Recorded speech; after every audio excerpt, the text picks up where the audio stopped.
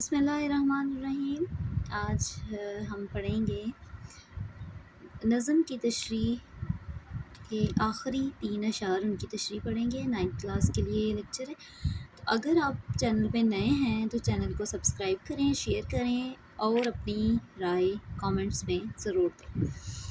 تو تیسرا شعر تھا، جلتے ہیں جبرائیل کے پر جس مقام پر اس کی حقیقتوں کے شناسا تم ہی تو، یعنی حضرت محمد صلی اللہ علیہ وآلہ وسلم جہاں جبرائیل امین کے پر جلنے لگتے ہیں، اس مقام کی حقیقت اور اس کے اسرار سے واقف ہیں۔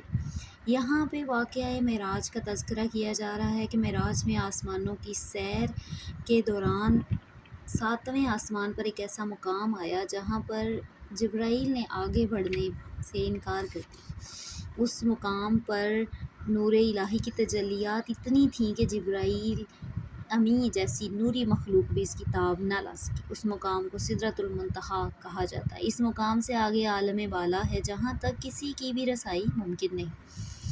تو وہاں اس مقام کے آگے کیا تھا، اس کے کیا اسرار تھے، اس سے صرف اور صرف نبی اکرم صلی اللہ علیہ وسلم ہی واقفیت رکھتے۔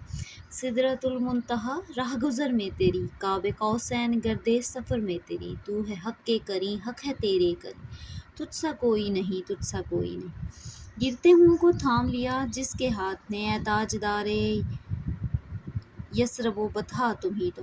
یثرب مدینہ کا پرانا نام اور بطحا مکہ مکرمہ کی وادی۔ تو یہاں پہ بات کی جا رہی ہے کہ نبی اکرم صلی اللہ علیہ وآلہ وسلم جنہوں نے یتیموں، بے کسوں، بے سہاروں کو سہارا دیا، آپ صلی اللہ علیہ وسلم ہیں جو جہنم کے گھڑے میں گرتی ہوئی انسانیت کو بچانے والے ہیں۔ آپ سے پہلے لوگوں کا، غریبوں کا، محتاجوں کا کوئی پرسان حال نہیں تھا۔ آپ نے لوگوں میں ہمدردی اور دوسروں کی مدد کا جذبہ پیدا کیا۔ مکہ اور مدینہ کے آپ تاجدار ہیں۔ آپ کیونکہ مکہ شہر میں پیدا ہوئے تھے اور نبوت کے 13 سال بعد آپ نے مدینہ کی طرف ہجرت کی، اور مدینہ کی جو بستی تھی وہ آپ کی رحمت سے، آپ کی برکت سے جو ہے وہ مدینہ میں بدل گئی۔ پہلے اسے یثرب یعنی بیماریوں کا گھر کہا جاتا۔ تیرا سکہ رواں کل جہاں میں ہوا ہوا، اس زمیں میں ہوا، آسماں میں ہوا، کیا عرب کیا عجم سب ہیں زیر نگی، تجھ سا کوئی نہیں، تجھ سا کوئی نہیں۔ آپ صلی اللہ علیہ وسلم دکھی انسانیت کے لیے رحمت بن کر تشریف لائے۔ دنیا میں رحمت دو جہاں اور کون ہے، جس کی نہیں نظیر وہ تنہا تم ہی تو ہو۔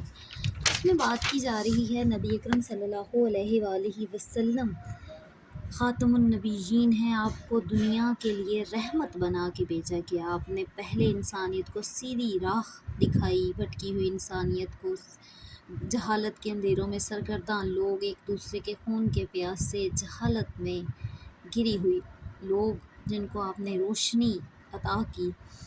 آپ نے لوگوں کو ایک سیدھا راستہ، ایسا راستہ جس پہ چلنے سے ان کی مغفرت ہو جائے، ایسا راستہ جس کو لوگ ترس رہے تھے۔